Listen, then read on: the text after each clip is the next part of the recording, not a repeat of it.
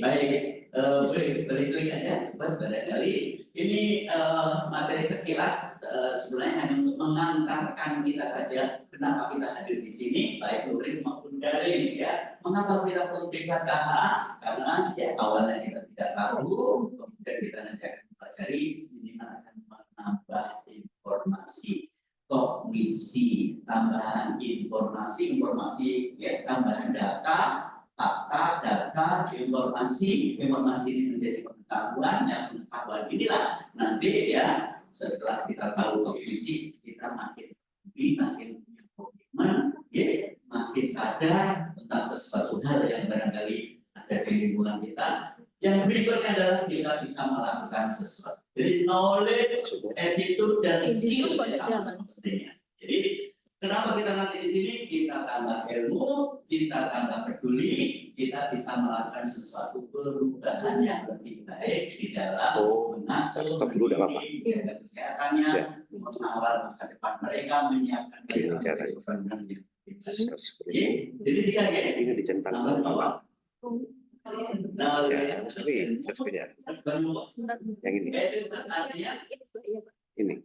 Ya. Bukan benar kan? Skill, memang kayak skill ya. Terampil apa? Terampil untuk kerjasama dengan Jadi ini dari tidak tahu menjadi tahu minimal ya, dari tidak peduli menjadi peduli, dari tidak bisa melakukan apa-apa menjadi melakukan apa. Jadi ada kasus misalkan tadi ya kasus dari kasus juga banyak kasus yang baik. Kita langsung ini ya. Oh, dibuka dulu, minta dibuka dulu. Klik, tidak tahu selengkapnya apa sih sebenarnya. Apa ya? Apa dulu ya? Mana filenya? Padahal anak itu cirinya tidak dari kita semuanya anak biologi dan anak Indonesia sendiri. Kalau ini satu saja, ya, no one left behind, tidak boleh ada satu yang tertinggal, itu menjadi masalah kita. Jadi kalau anak tetangga kita tersakiti, mendapatkan kekerasan, mendapatkan eksploitasi dan lain-lain, ya kalau kita tidak tahu tahan, maka biasanya isu ya. Ya, yang tiba juga ada. Nah, sekarang tidak bisa lagi jawab sebagai ya, betul. Apa ini terus? Yang kita lakukan untuk jadi kalau saya seperti ini tentang medsos dari komen habis itu kita scroll lagi lain lagi, hanya itu. Nah, itulah kenapa kasus PDN aja ya kekerasan itu di ruang publik maupun ini banyak yang PDN-nya di mana? Tidak diurus, nggak diurus dalam bentuk PDN bisa melanjutkan kehidupan dan kualitas yang tidak baik-baik saja. Nah, ya inilah yang sebenarnya kita bangun dari kita yuk. Kalau dibiasakan suatu saat ya, maka dari semangat kita nanti adalah mari kita lindungi ya anak-anak Indonesia secara keseluruhan, maka anak-anak kita nanti dijaga gitu ya, karena yang dibangun adalah sistem ya, sistem kekeluargaan ya, semua dari pendekatan yang berbeda. Itulah Bapak Ibu. Bisa di-set. Oke, ini boleh ya, nanti sebenarnya nggak jalan malam.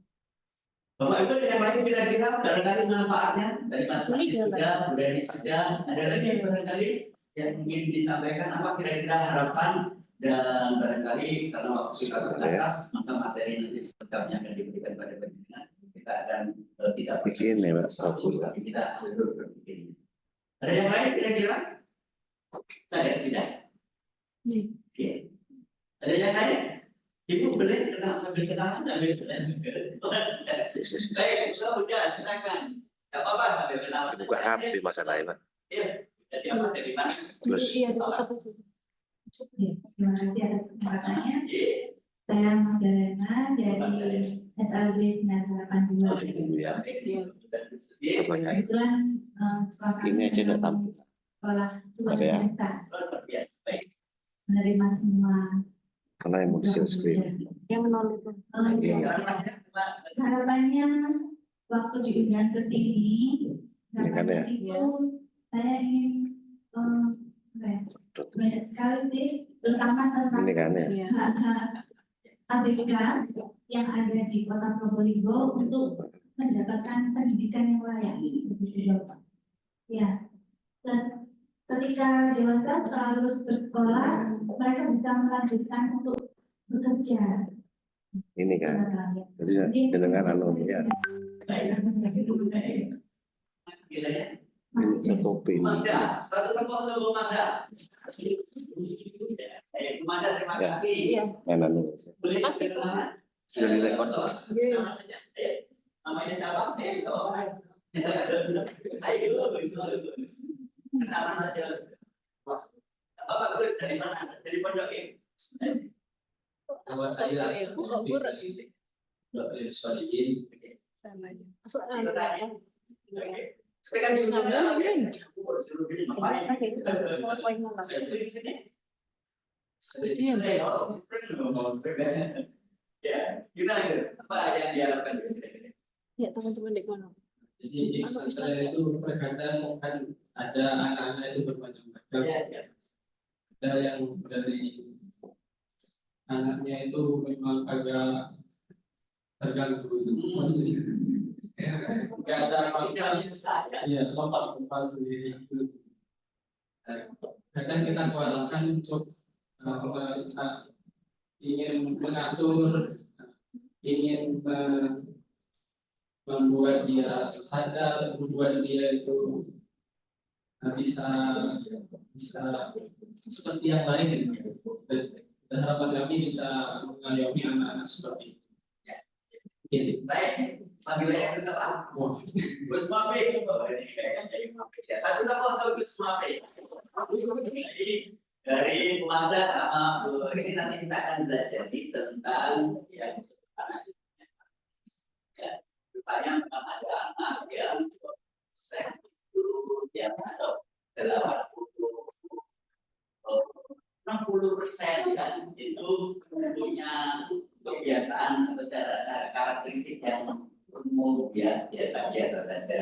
Tapi ada sebagian yang punya perilaku khusus ya, perilaku khususnya mungkin ada lebih slow, punya cara belajar yang berbeda, lebih agresif, lebih aktif ya, punya kemampuan different ability, punya kemampuan yang atau mungkin ada yang ya disabilitas tidak punya kemampuan di satu sisi ya, tapi kurang mampu Gusti Allah ya. Dan ada 15 sampai 20%, 15 sampai 20% yang punya kecerdasan lebih. Dan ini karena gizinya makin baik. Apa sih? Itu kok blur tadi soalnya. Apa anunya ya? Jaringan Sinyalnya di ya? saya. Oh iya, bisa. Jaringannya. Nah, kebanyakan dari kita tidak punya Aku kontrol di sini, Pak. kebanyakan orang tua tidak punya dari ya karakteristik yang seperti ini. Cikgu juga seringkali banyak ada beberapa yang sudah paham ya cara memperlakukan kalau dia di bawah rata-rata, kalau dia kemampuannya berbeda. Teman yang punya disleksia suruh ngomong apa sih saya nggak bisa. Kalau nggak paksa kan itu Yang jelek. Yang membuat gambar. Jadi ini cara membedakan kompetensi seperti apa. Anak yang IQ-nya lebih itu juga sangat tidak bisa. Iya. Kondisi memang apa? Yang lagi belajar, dia sudah selesai dengan belajar itu. Akhirnya apa? Itu begini. Nah kalau kita nggak punya persepsi bagaimana harus melayani yang seperti itu, maka kita kamu nakal di luar saja besok sama senang. Di pondok juga begitu. Pondok ini karakteristiknya tidak dikasih orang tua punya kebebasan ngomong, punya kebebasan berperilaku dan sebagainya dengan teman-temannya. Ya, kalau dan dari Pak Kiai tidak hanya sekedar ajar ilmu agama, Pak Kiai itu rohani dan jasmaninya.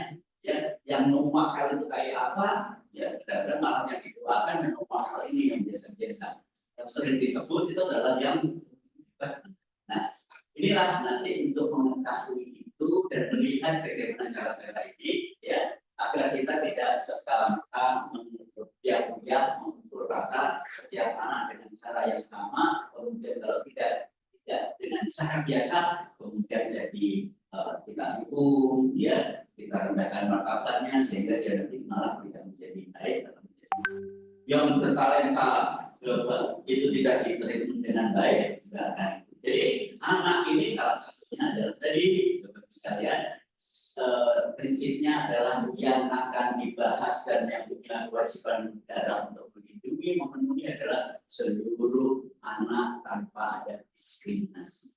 Baik pembedaan antara laki-laki perempuan, baik perbedaan disabilitas different ability berkebutuhan khusus dan yang mungkin punya kebutuhan itu juga harus menjadi perhatian kita. Anak dengan kebutuhan khusus tidak hanya berhak mendapatkan pendidikan saja, dia juga berhak mendapatkan perawatan kesehatan. Nanti ada puskesmas ramah anak wajib mendata anak berkebutuhan khusus di mana, anak yang ODGJ di mana, anak yang negara harus mengambil sikap yang seperti itu. Jadi yang berbeda perempuan dan laki-laki berkebutuhan kemampuan yang berbeda, mereka juga harus mendapatkan pendidikan, pengasuhan, layanan kesehatan, layanan transportasi, ya, Putra Putri yang Lumanda itu atau yang dibina oleh Gus Muhammad, mereka juga punya hak untuk apa? Untuk jalan-jalan di taman-taman, untuk lain masyarakat, untuk datang ke 5D, ya datang ke sana untuk menikmati, punya hak yang sama dengan seluruh anak. Oleh karena itu nanti prinsip nanti akan pelajari sampai dengan pelajaran saya adalah prinsip hak-hak anak non diskriminasi. Jadi yang kita bicarakan tanpa memandang suku, agama, laki-laki, perempuan, semua punya hak dan hak itu harus diperhatikan by tum satu-satu ya, karenanya nanti ada prinsip yang kedua namanya best interest of the child, kepentingan dari setiap anak dari apa namanya dari kota berbeda dengan dari desa tapi punya hak yang sama. Gimana ya, karakteristiknya lokasinya beda tapi mereka punya hak ya untuk pendidikan. Ini ya, jadi Bapak sekalian pengembangan sumber daya manusia unggul yang mengelola tumbuh kembang dan kesehatan.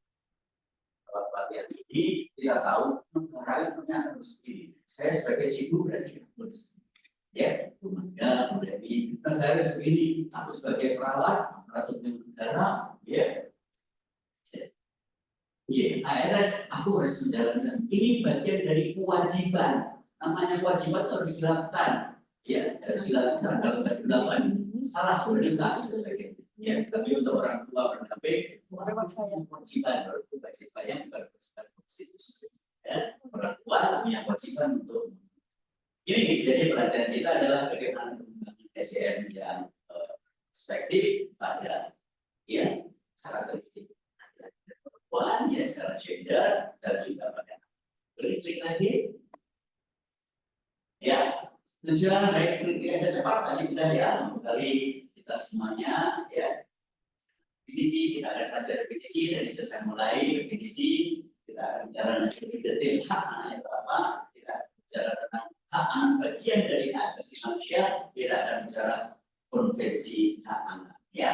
Nah ini kita harus punya ya sebagai ASN kita harus setia pada negara, kita harus setia pada kebijakan pemerintah yang kita lakukan, maka KLA-nya adalah bagian komitmen nasional untuk mewujudkan dunia yang layak anak, namanya World Fit for Children, dunia yang layak anak, dunia yang lebih baik, ya ada MDGs, ada SDGs, ya prinsipnya adalah no one left behind, tidak boleh satupun anak yang bisa yang dibolehkan tertinggal. Jadi kalau ada satu anak itu sudah menjadi tidak cara yang secara generik satu aja itu masalah jadi.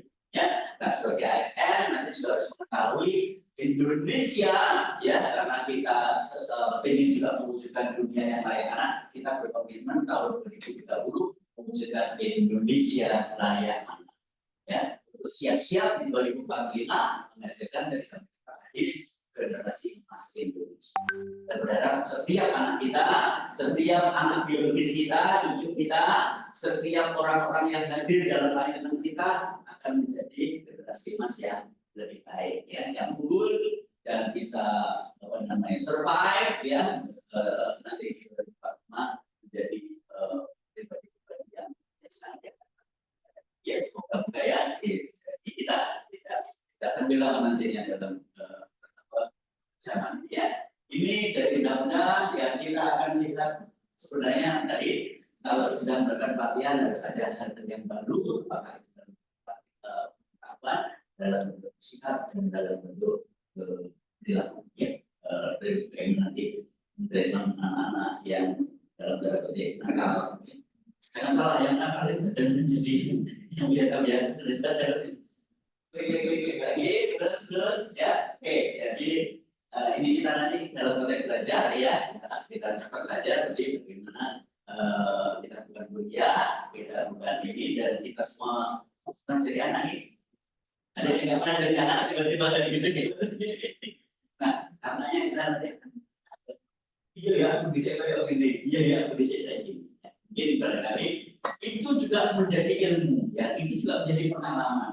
Dan dalam konteks anak, pengalaman hidup, ya, pengalaman hidup, pengalaman kita mendampingi, ya, karena kita punya anak, itu juga jauh lebih penting. Ya, oleh karena itu bisa saja, ya, nanti yang disampaikan oleh konvensi yang akan kita spill dalam pada sampai dengan besok, ya, itu kan kita lakukan, itu kan sudah biasa kita lakukan di komunitas kami, ya. Saya nggak setuju, prakteknya nggak begitu, boleh. Jadi kita bisa tidak setuju dan praktek kita apa, ya, nanti kita akan lihat narasi argumentasinya kayak apa. Kenapa PBB KHA menyampaikan sesuatu larangan di sini? Bisa kan? Dalam mendisiplinkan anak tidak boleh ada narasi. Terus nggak bisa, mau biasanya nggak ukur sama apa namanya terjalin. Itu nggak mau ngaji. Itu pengalaman saya. Karena dipukul sama ustaz saya sekarang jadi ya udah bisa. Nah, nanti itu narasinya boleh. Nah, dulu gimana nggak ada pilihan nggak, gitu ya. Nanti kok sampai jadi begini. Kalau nggak dipukul sudah jadi hasil selama. Gitu. Nah, narasinya konvensi apa? Karena mendisiplinkan, ya, memenuhi anak itu harus dengan disiplin, mendidik anak memasukkan harus dengan disiplin. Disiplin apa? Kita mau tahu jawaban tantangannya, dari dilakukan konsisten, ya, nanti perkembangannya akan diikuti. Ya, tapi ketika kita ada yang tidak disiplin, kita tidak boleh melakukan kekerasan, karena sekali kekerasan, sekali bentaan, itu ada banyak ya jutaan sel yang akan rusak pada perkumpulan. Maka konvensi dalam konteks kekerasan, ya, tidak boleh. Disiplin itu ditegakkan dengan kekerasan, dengan cara-cara tidak manusiawi, dengan cara-cara yang merendahkan martabat. Jadi kalau boleh mendisiplinkan karena dia salah, kemudian kita minta dia, kita lakukan dengan cara-cara yang tidak manusia, dan cara-cara binatang itu sesuatu yang narasinya konvensi. Tapi kalau itu pernah dilakukan dan saya sukses, bisa dianggapkan. Ya, baik, klik lagi. Oke, ini cara kita belajar saja. Baik, ya, pilihan kita. Baik, kita tutup, masuk ke coba di instrumen. Ya, ibu dan bapak sekalian, ketika kita bicara KHA ini ada 3 kata, ya, konvensi, hak, dan anak. Ya, ada 3. Konvensi, hak, dan anak. Nanti kalau di KHA ada 3 juga. Ya, kota, layak, anak. Ya, kalau kita urek, anak itu apa? Tadi ya kita sudah sampaikan, anak itu definisinya seperti ini, bahwa usia 18 tahun dan masuk usia dalam kandungan, punya hak, punya kebutuhan, punya hak yang harus dipenuhi oleh pihak yang lain, ya, itu adalah anak. Ya, kalau layak berarti itu harus terpenuhi dengan kebutuhan-kebutuhannya. Kalau kita bicara hak, nah ini kita akan ungkap, ya. Hak anak bagian dari hak asasi manusia. Apa sih hak asasi manusia? Nanti kita akan ungkap di dalam materi. Ibu sekarang pernah dengar tentang pernah ya? Gimana? Gimana pernah dengar? Di televisi, tawuran, demonstrasi ini. Bisa sampai tanya. Gimana kita kenal hak dan ham? Screen anunya ini gitu. Saya screen. Iya. Nggak masuk. Tadi ada apa pemberitahuan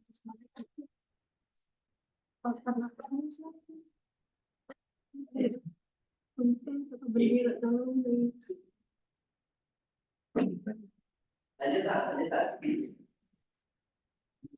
Lanjut. Sebenarnya Ya, benar. Saya kerja seperti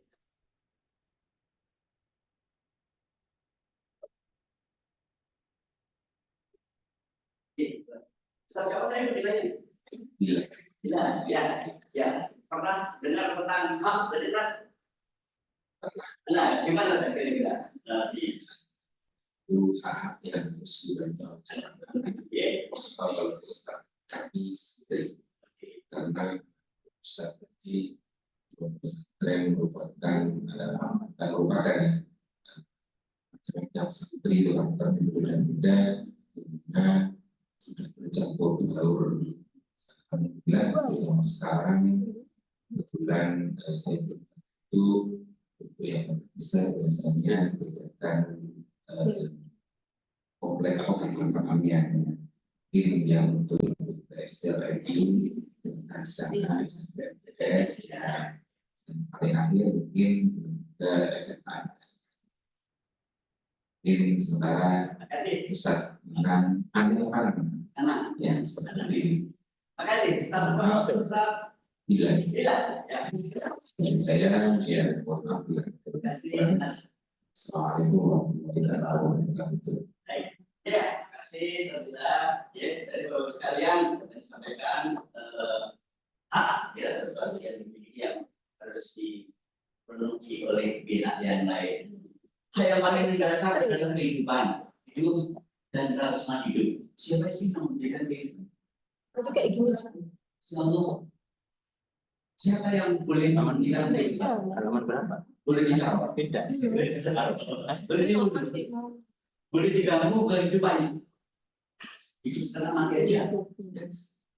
Ya, kenapa? Itu adalah hak yang paling mendasar yang kita sebut dengan hak asasi. Pak Mahfud MD sebagai ahli hukum menyatakan itu adalah yang fitrah yang melekat pada diri setiap orang. Ya, hak anak juga begitu, sesuatu yang sama dengan hak asasi manusia. Hak itu melekat pada diri setiap orang, anugerah Tuhan tidak boleh ini dan negara harus melindungi itu dengan apa? Melalui hukum, melalui aparatur pelayanan publik. Itu harus diberikan. Bila yang kita nanti akan bahas satu persatu seperti apa. Tapi ada yang paling dasar kehidupan mulai ruh ditiupkan, maka Indonesia ya masyarakat Indonesia dan itu sudah diakui ya dunia internasional dan diakui bahwa itu keyakinan yang berikut kehidupan sudah dimulai. Ketika kehidupan sudah dimulai, kelangsungan hidup tidak berhenti. Hidup tok sebentar, meninggal tidak ada gunanya. Hidup, tapi orang tuanya meninggal, berkurang apa badan kualitasnya? Berkurang. Oleh karena itu kehidupan itu jadi komprehensif ya. Hidup, masuk orang tua yang baik ya, orang tua dan menjalankan kehidupannya. Ya, dari itu di materi yang nanti akan dikirimkan kepada teman-teman akan mengantarkan hak asasi manusia dan instrumen asasi internasional itu juga menjadi bagian dari hak anak atau konvensi hak anak itu. Dan saya sampaikan konvensi anak seperti apa ya sebelum kita ya boleh ya. Ini Sekjen PBB memberikan quote bahwa anak di PBB itu punya apa namanya posisi khusus ya. Khususnya apa?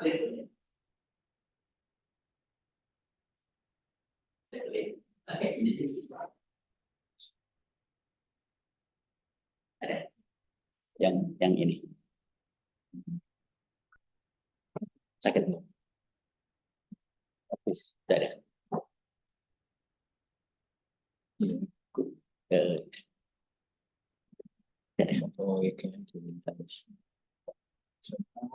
Ya, di seluruh dunia anak-anak menunjukkan kepada kita kekuatan untuk pemikiran yang mengadvokasi dunia, yang memberi pesan-pesan kepada dunia bagi peradaban kita yang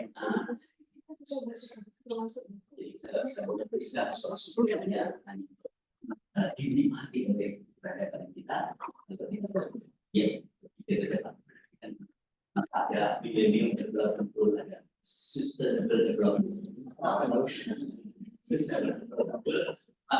itu berbeda. Dan untuk setiap anak itu punya kebutuhan, ya, punya kebutuhan yang kebutuhan itu harus diakomodir. Kebutuhan itu harus diakomodasi.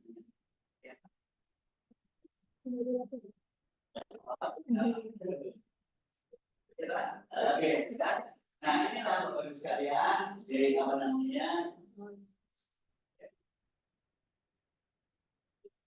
Jadi ketika kita berbicara tentang anak, itu bagian ya di dalamnya ada HAM-nya. Sudah ada HAM, tapi kok ada hak, kenapa harus ada hak anak? Hak anak itu adalah HAM dalam arti yang khusus. Jadi HAM yang memperhatikan tentang karakteristik tumbuh kembang anak tadi. Setiap tahapannya mengandung kebutuhan yang harus dipenuhi oleh pihak-pihak yang lain.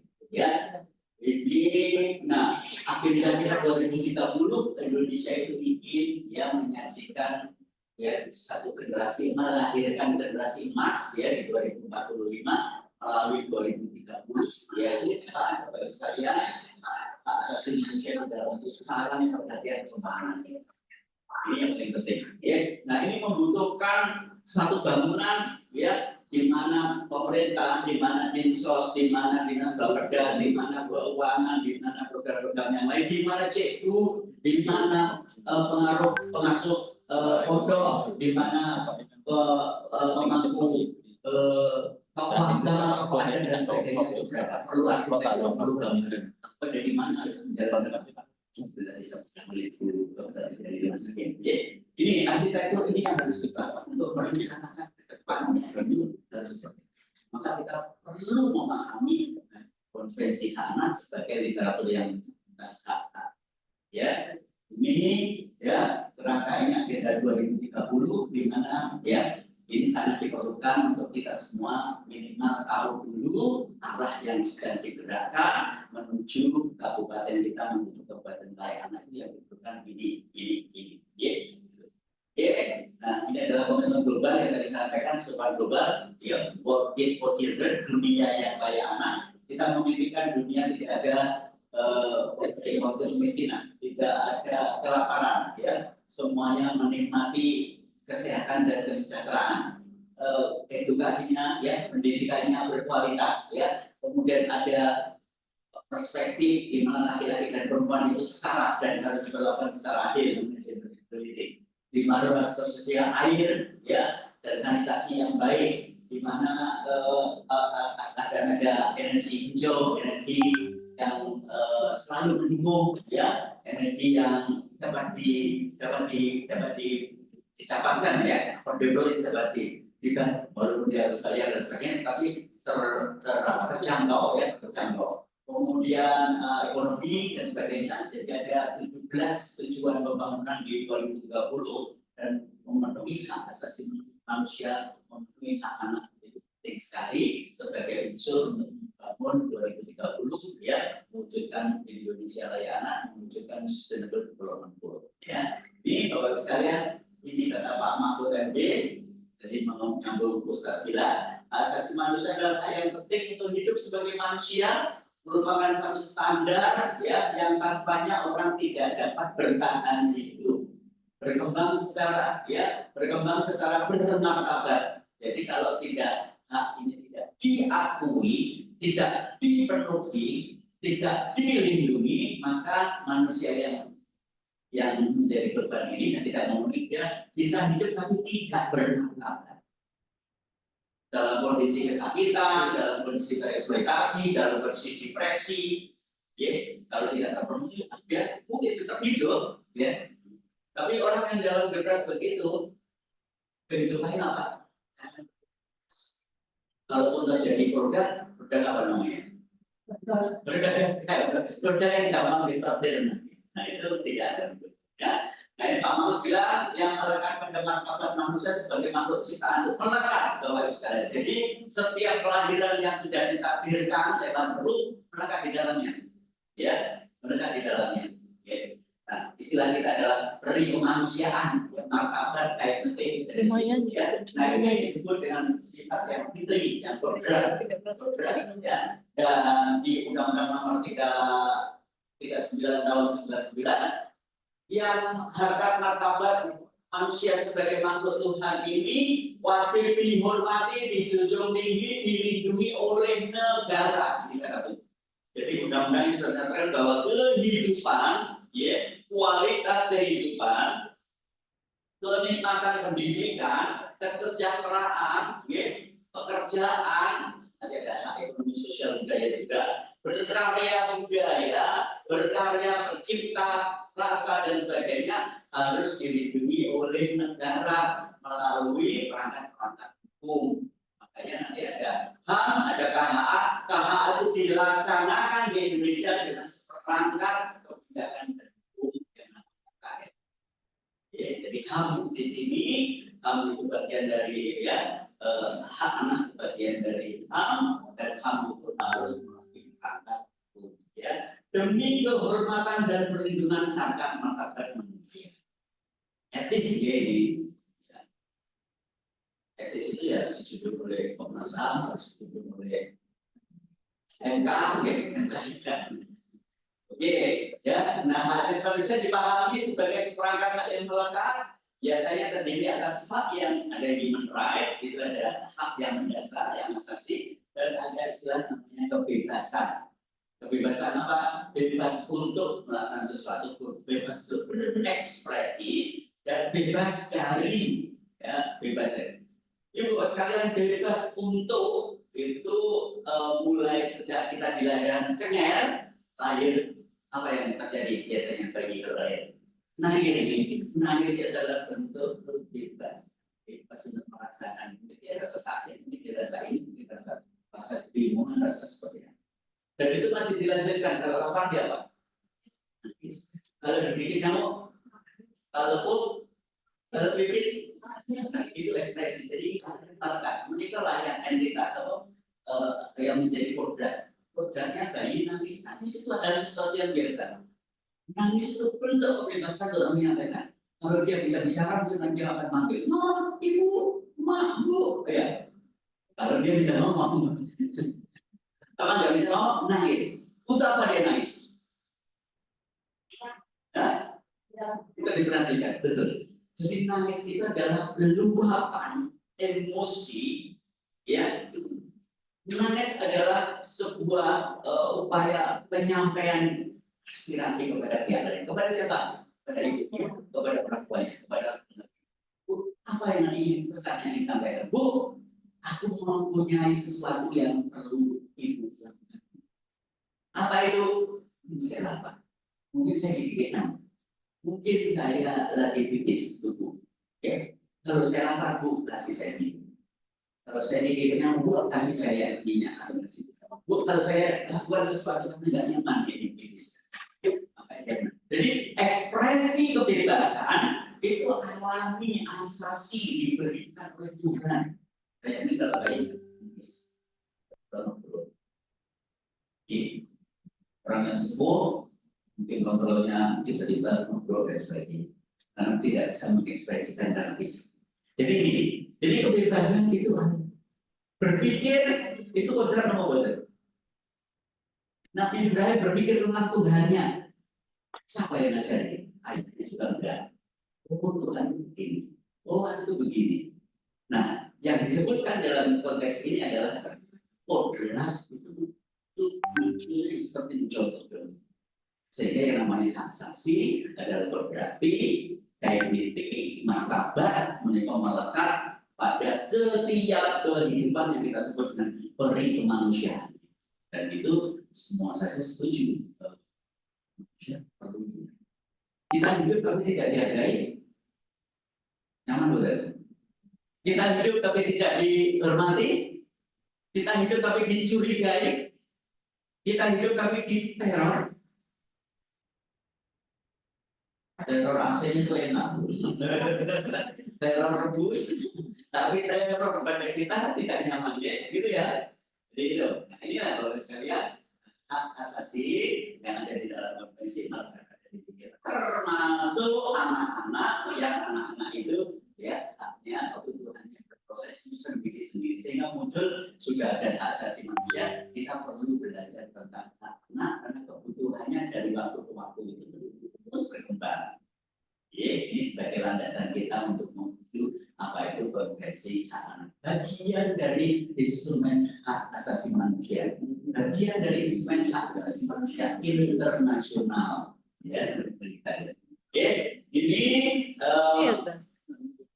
kalau HAM itu kebebasan untuk memilih, untuk dipilih, kebebasan untuk memilih pekerjaan, kebebasan untuk menikah dan sebagainya itu melekat pada diri kita, ya alami dan hukum harus melindungi setiap orang punya pilihan-pilihan.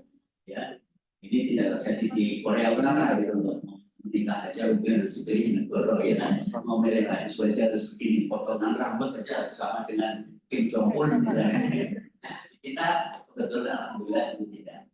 Kalau di sana ya itu penekanan terhadap hak bisa sekali tidak. Ya baik. Untuk semua materi nanti Pak Ustaz bilang semua akan kita share kepada panjenengan semua. Ini beberapa ya ada berenam materi nanti sambung besok juga saya materi. Ini prinsipnya adalah non diskriminasi. Jadi setiap orang laki-laki atau perempuan ya dari suku agama apa, status sosial apapun, kagungan HAM yang melekat pada diri. Demikian juga anak-anak ya tidak boleh ada diskriminasi. Pak, katanya nggak boleh diskriminasi. Kenapa muridnya Bu Maga ini kok diberi kekhususan, diberi bantuan, itu bukan diskriminasi namanya kalau kita peduli kepada mereka yang berkebutuhan khusus. Itu namanya afirmasi, dan kewajiban negara adalah mengafirmasi pihak yang tidak mendapatkan itu agar dia setara dengan yang mendapat. Kenapa ada hak perempuan kok tidak ada hak laki-laki? Karena biasanya perempuan itu terdiskriminasi, ya terdominasi, diberi dukungan afirmasi agar nanti sama setara dengan laki-laki. Laki-laki pada umumnya tidak perlu lagi diberi perlindungan khusus karena laki-laki pada umumnya sudah punya kekuatan, bahkan kekuatannya mendominasi. Sebagian ya, laki-laki yang terdominasi. Kebanyakan DRT kan nggak ada itu. Ya, ini prinsip ya. Nah, kembali kepada Pak Mahfud dan undang-undang tadi, maka seluruh hak asasi manusia yang melekat pada manusia ini tidak bisa dibagi, ya hak hidupnya, kelangsungan hidupnya, hak untuk makannya, hak untuk menikahnya dan sebagainya, namanya hak ekonomi, sosial, budaya, namanya hak sipil dan politik, dan itu harus dihormati. Siapa yang menghormati negara? Ya, kewajiban negara adalah menghormati, kewajiban negara adalah melindungi, kewajiban negara adalah memenuhi dan memajukan. Ya, tiga hal ini menjadi kewajiban negara terhadap hak-hak asasi warga negara. Termasuk anak-anak nanti juga begitu, ibu bapak sekalian, ya dalam pendekatan berbasis hak, ya negara punya kewajiban utama memenuhi hak-hak anak dan memajukan hak anak, melindungi hak-hak anak dan menghormati hak-hak anak. Menghormati itu bukan dengan tangan begini. Menghormati itu keberadaan yang diakui, dia punya hak diakui, dia punya kebebasan. Jadi kayak tadi Pak Kadis menyampaikan, bukan kemudian nggak boleh ngomong. Itu tidak harus dihormati pandangan. Jadi kalau kita berdebat, nggak boleh setengah-setengah langsung ditindas gitu ya. Dengerin dulu secara tuntas, dengerin apa mau. Di hal yang sana juga begitu, setelah selesai semua, dengerin yang ini jadi nanti akan dalam tanda petik pertengkarannya pertengkaran ID, pertengkaran yang logis. Ya, ini kewajiban negara, nanti kita share ya. Ini masih kewajiban negara. Ya, ini penjelasannya saja, Bapak Ibu sekalian. Kewajiban kita dan minimal 3 tadi ya, memenuhi, melindungi dan menghormati termasuk hak anak. Ini contoh-contoh. Saya tidak usah ini kalau waktu kita panjang mungkin kita akan bahas ya. Tapi ya. Nah, Ibu Bapak sekalian, HAM dan hak anak ini sudah menjadi perbincangan masyarakat internasional. Kemudian itu sudah didokumentasikan, sudah disepakati oleh sebuah lembaga namanya PBB, Perserikatan Bangsa-Bangsa. Ya, kemudian normanya sudah tertulis, menjadi sebuah produk hukum. Ya, produk hukum inilah yang akan kita pelajari yang khusus tentang hak. Ada deklarasi umum hak asasi manusia, yaitu untuk yang HAM, ada konvensi hak sipil, konvensi hak ekonomi sosial budaya, ini untuk HAM, instrumennya ada 3. Untuk hak anak, konvensi hak anak. Ya, nah ini sudah dirumuskan menjadi produk hukum internasional. Jadi HAM, hak anak yang ada di dalam konvensi, ini adalah yang akan kita pelajari, ini adalah produk hukum internasional. Ya, produk apa Bu? Hukum internasional. Kalau undang-undang dasar, produk hukum nasional. Undang-undang perlindungan anak, produk hukum nasional. Ya, kalau produk hukum nasional kita yang membuat MPR, DPR masuk ya. Ya, DPR paling utama legislasi, tapi kalau konstitusi ya MPR yang berubah, ya, kemudian DPR. Kalau di internasional namanya Perserikatan Bangsa-Bangsa. Ya, ada HAM, nanti ada komisi HAM, ada komisi HAM. Jadi yang akan kita pelajari berikutnya, ya, tadi hanya dasar untuk HAM, mengatakan kita pada konvensi HAM. Apa sih konvensi anak? Sebuah produk hukum internasional ya yang mengeluarkan adalah Perserikatan Bangsa-Bangsa, namanya Perserikatan Bangsa-Bangsa. Jadi mengatur apa kira-kira? Mengatur hak anak. Mengatur siapa kira-kira? Mengatur negara-negara. Jadi yang kita pelajari nanti adalah sebuah dokumen yang mengatur negara peserta konvensi hak anak. Jadi yang diatur itu Indonesia, Malaysia, Singapura, Amerika, dan lain-lain.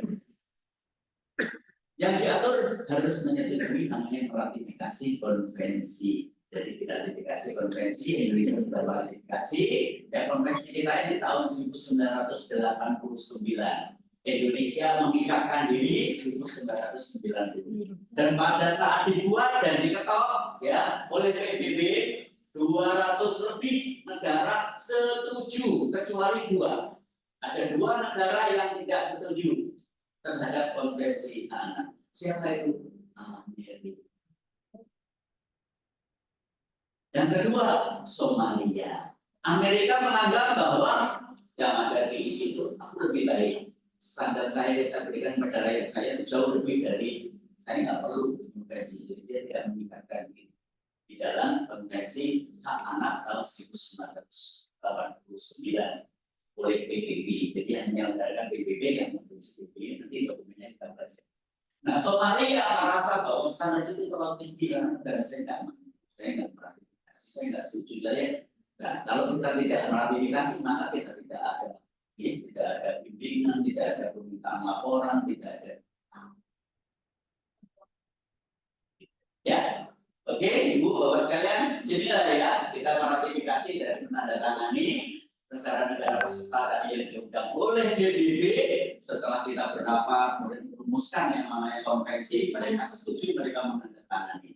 Ya, setelah menandatangani di area konvensi, mereka ulang, Ibu Bapak sekalian, mereka melaporkan ya kepada kalau di kita dulu tahun 90 Pak Harto, lapor dengan Pak Harto Kerso, kemudian menandatangani keputusan presiden. Ya, nah keputusan presiden tentang ratifikasi konvensi anak, pengikatan ya negara kita terhadap persetujuan internasional namanya konvensi disebut dengan ratifikasi.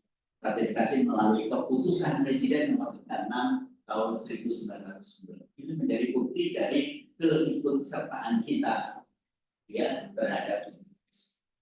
Ini kira-kira alur keduanya ya di ratifikasi kita tahun 1990 melalui keputusan presiden ke-6 tahun 1990 dan berlaku ya, sejak ya, di Indonesia mulai 5 Oktober 1990. Apa yang diperlakukan nanti kita akan pelajari ya cara mempelajari dari konvensi itu ya pasal per pasal.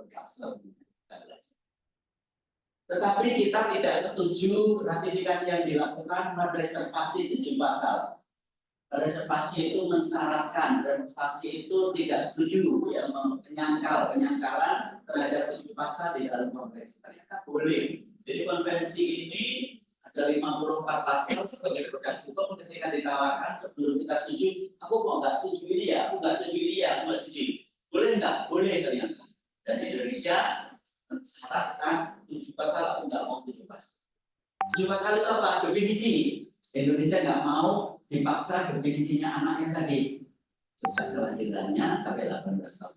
Terus Indonesia gimana? Menambahkan definisi. Boleh. Jadi Indonesia merevisi yang namanya pasal 1 tentang definisi anak dengan yang tadi dibahas. Jadi definisi anak termasuk dalam. Nah, tambahan itu tidak ada di internasional. Ya, definisi anak. Yang lain tentang adopsi, tentang hak anak untuk beragama, ya, hak anak untuk beragama, hak anak untuk mencari Tuhannya di Indonesia tidak diakui, tapi kalau di luar negeri kita dibolehkan untuk mencari ya kondisi-kondisi spiritual. Sebenarnya itu ceritanya Nabi Ibrahim cari Tuhan sebenarnya bagian dari sebuah proses kebebasan kita. Ini ya Bapak Ibu sekalian, reservasi ini sudah dicabut dengan 11 Januari 2005. Ini kalau kita harus saja. Baik, ini nanti ya, jadi kesimpulannya Bapak Ibu sekalian, konvensi ini adalah penerjemahan pilar dari hak asasi manusia, deklarasi hak asasi manusia.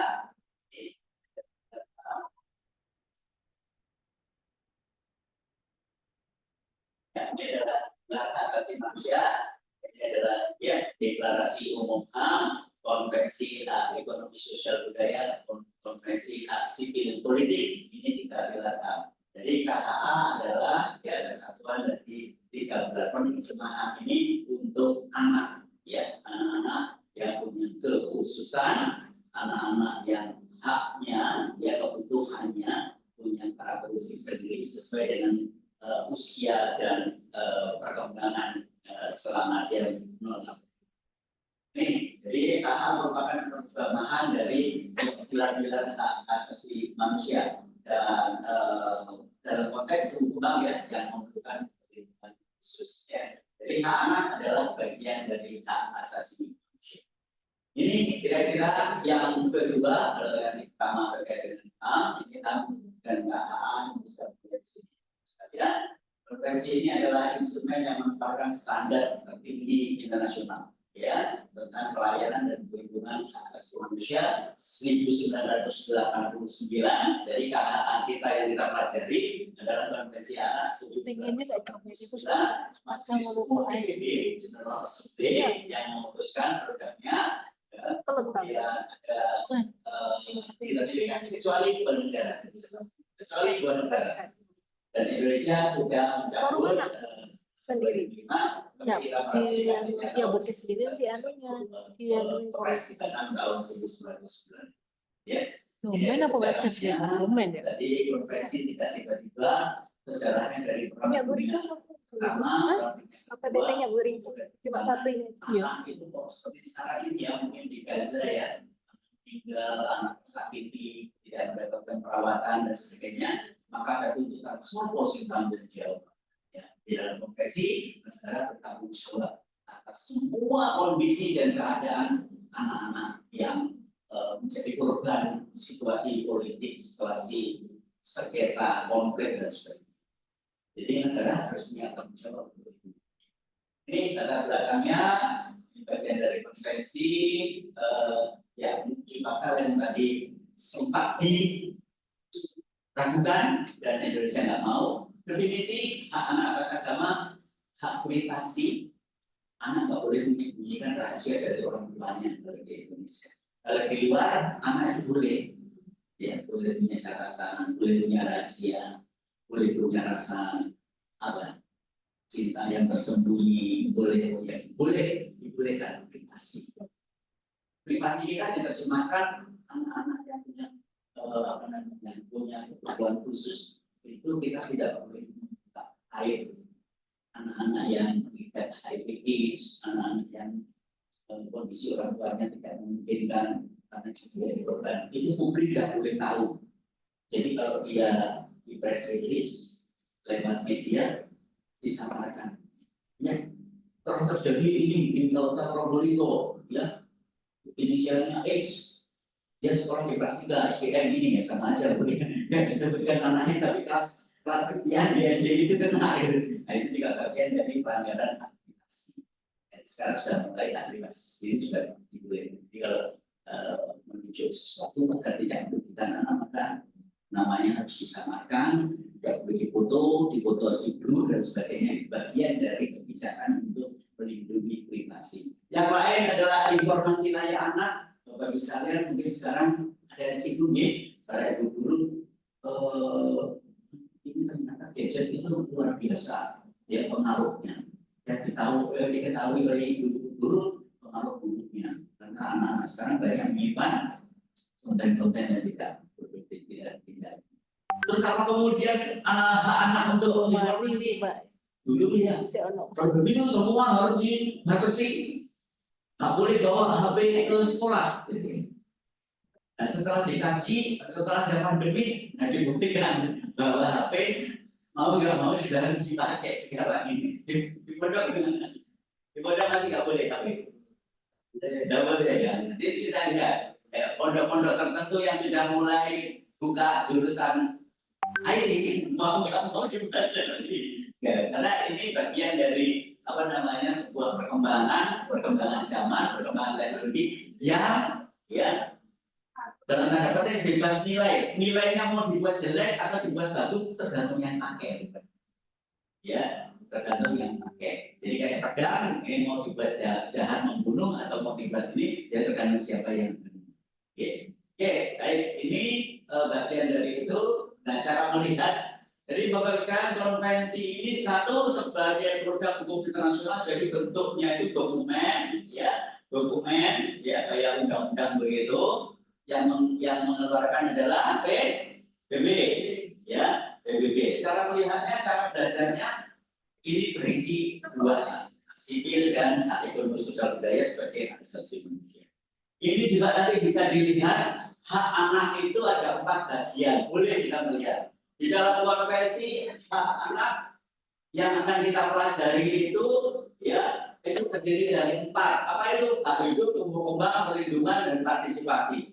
Ada tepuknya. Tepuk hak anak, pokok hak hidup, tumbuh kembang, perlindungan, partisipasi. Nah itu Ibu sekalian itu cara memandang, boleh cara mempelajari konvensi anak dengan cara membaginya masuknya lewat 4 ini. Nah kemudian ada lagi cara masuk sesuai dengan ruang lingkupnya. Ada 3, harus dipenuhi, harus dilindungi, harus dihormati. Boleh nggak mempelajari konvensi hak dari 3 bidang? Boleh. Nah yang terakhir yang nanti akan kita lihat adalah yang terdiri dari 9 klaster atau 9 ini, karena ini yang nanti dipakai menjadi kebijakan nasional kabupaten layak. Ada 9 bagian untuk mempelajari konvensi hak. Ya, bagus sekali. Jadi nggak usah bingung kalau hak anak ada 4, hak anak ada 3, hak ini hanya itu masuk cara melihat, boleh dengan cara apa? Ya, tapi yang kita pelajari untuk mengambil keputusan nanti terkait dengan kebijakan nasional yang dipakai melalui klaster-klaster KLA, indikator KLA itu yang kita biasa memakai menjadi 9 klaster. 9 klaster juga baru, ya sebelumnya kita awalnya menjadi 8 klaster saja. Ya, nanti kita akan lihat. Itu ya buat sekalian satu dokumen internasional terdiri dari 54 pasal, merupakan produk hukum internasional yang harus dijalani negara yang memangku kewajiban negara, bukan kita. Kita hanya taat pada aturan yang dibuat, legislasinya, kita mentaati, bukan mentaati kita, hanya mentaati hukum nasional yang merupakan keputusan dalam konvensi. Begitu ya, Bapak sekalian. Kira-kira ada pertanyaan? Nah, kalau panjenengan nanti akan melihat ini, ya, ini adalah rangkuman, ya, rangkuman tentang KLA dari cara kita melihatnya. di aplikasi Mapsam. Sembilan ya, 9 itu bedanya. Di ATS ya. Itu dihapus aja dari catatan dulu ya. di rangkumannya, konvensi kita 1989 ya. Ini diilhami 3 pilar dari hak asasi manusia. Apa saja? Deklarasi umum hak asasi manusia, hak sipil politik, hak ekonomi sosial budaya. Ini yang beberapa kali saya sebut, konvensi ini sebuah produk hukum, ya, hukumnya hukum internasional mengatur subjeknya adalah negara-negara bangsa-bangsa di dunia, ya. Ya, isinya apa? Norma standar pergaulan, bagaimana memperlakukan anak untuk menjadikan dunia yang sustainable, dunia yang berkelanjutan, dunia yang pembangunannya diharapkan tidak cukup untuk 10 tahun, 20 tahun. Tapi dono nanti lagi, dono Dengan cara gimana? Memperhatikan. Ya, nah, diratifikasi oleh Indonesia tadi melalui Kepres 36 1900. Kewajiban negara ada 4: mempromot, memenuhi, melindungi, dan menghormati. Ya, ada 4. Biasanya juga yang 1 2 ini jadi 1. Promote dan fulfill, protect itu melindungi, respect itu menghargai. Ya, prinsipnya semua anak tidak ada yang didiskriminasi. Semua pasal dalam konvensi didorong untuk memenuhi kepentingan terbaik bagi setiap anak. Jadi hari ini ada pengungsi anak di Gaza, ada pengungsi anak di Kelut, di Semeru, prinsipnya haknya sama, tetapi harus diperlakukannya dengan cara situasi di sana seperti apa, perlu apa. Ya, kejadian di Semeru lagi ada gunung meletus, ya, kemudian anak-anak masuk pengungsian, di Gaza juga ada pengungsian, sebenarnya haknya sama, harus dijamin hidup, kelangsungan hidup, harus dijamin dari depresinya, harus dijamin bisa sekolah, harus dijamin bisa dihormati dan menjadi korban, sama prinsip-prinsipnya. Ya, hanya mungkin di Kelut ada kekhususan, di Gaza, di Ukraina, di mana lagi, barangkali menjadi perhatian kita. Ya. Kemudian ini secara umum yang akan kita bahas, ya, ada 54 pasal, isinya, strukturnya, kayak pembukaan, kayak UUD 45 kita, itu ada mukadimahnya. Ya, ada mukadimah, UUD 45 ada mukadimah KLA. Isinya apa? Pernyataan, ya, kayak debat kita ini kan mukadimahnya ada pernyataan ya, yang memberi inspirasi pada pasal-pasal di dalam UUD. Nanti kita akan coba spill bahas ya tentang nggak banyak yang 45 alinea. Apa sih yang mendasari di dalam mukadimah konvensi HAM? Kemudian konvensi HAM ada pokok-pokok konvensinya, ada sekitar 40 pasal, 40 sampai 45 pasal. Nanti akan kita klaster-klasterkan, ya, yang akan kita bahas. Kemudian ada 2 hal, bagaimana langkah implementasinya. Langkah implementasi, caranya mengimplementasikan negara ini seperti apa? Disitulah konvensi. Yang ketiga, cara melaporkan. Ya, cara ada pokoknya, ada mukadimah, ada